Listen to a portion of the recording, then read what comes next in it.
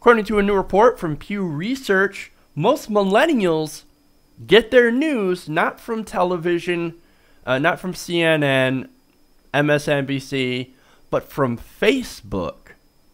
Interesting. Now, this poll defined millennials as adults between 18 and 33 years old, and they found that 61% of those millennials told researchers that they got their political news from Facebook. Interesting. Now, Facebook is number one.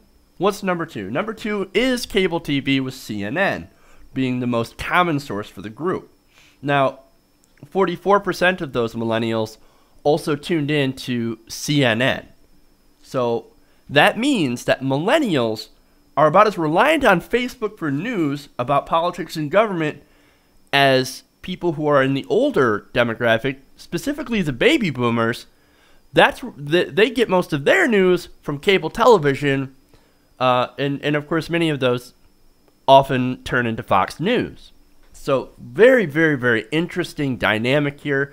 You've got millennials tuning into, going on to Facebook and getting a lot of their news from there, and you've got obviously a lot of people who are older in the baby boomer generation getting their news from cable TV. That's very, very interesting. Now, Google News and BuzzFeed were also mentioned on this, and they're the only two news sources that millennials are more aware of than members of Generation X or baby boomers. Now, like I said, a lot of people are like, yes, you know, guy, like, BuzzFeed. Buzz what? Feed who? I don't understand what you're talking about with that internet mumbo jumbo. It's essentially the answer you're probably going to get. Now, the findings are based on data that was found last year. And so news organizations are starting to notice this, right? And they're starting to make a play to try to put more of their news on Facebook. They notice that the gigantic influence that Facebook now has on the millennial generation, especially when it comes to things like news and politics, viral videos, etc. And so they're trying to use Facebook to expand their media business, to expand their views. I know I've had to do the same for sharing videos over on my Facebook page, so I understand where they're coming from.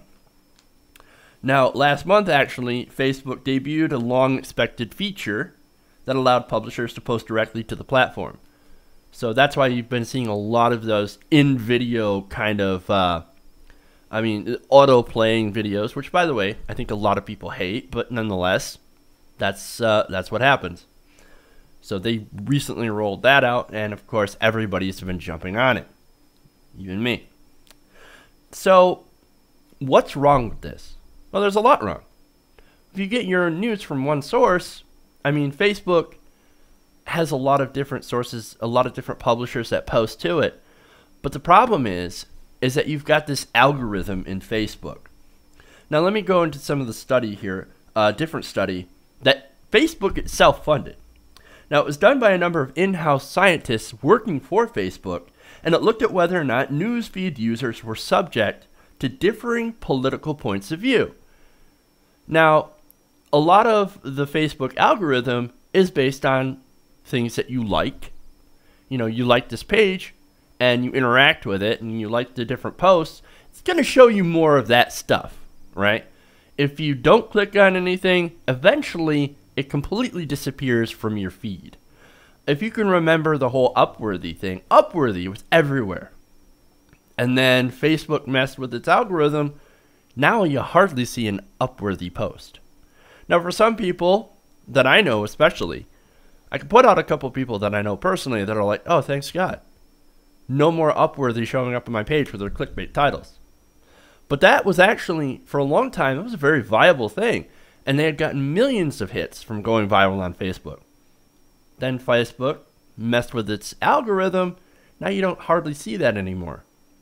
So it's very interesting how a small change in the Facebook algorithm can actually show up, really affect what shows up on your feed, and can really affect business models of large companies.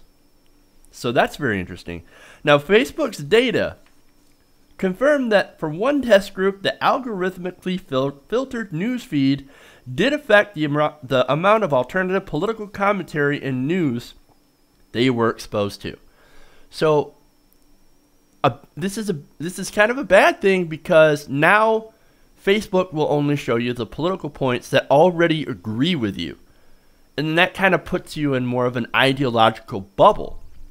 So if more millennials get their news from Facebook, they're not being shown alternative points of view. And that, I think, is unhealthy for a society based on people who are supposed to be as well educated as they can in order to be able to vote correctly on the issues.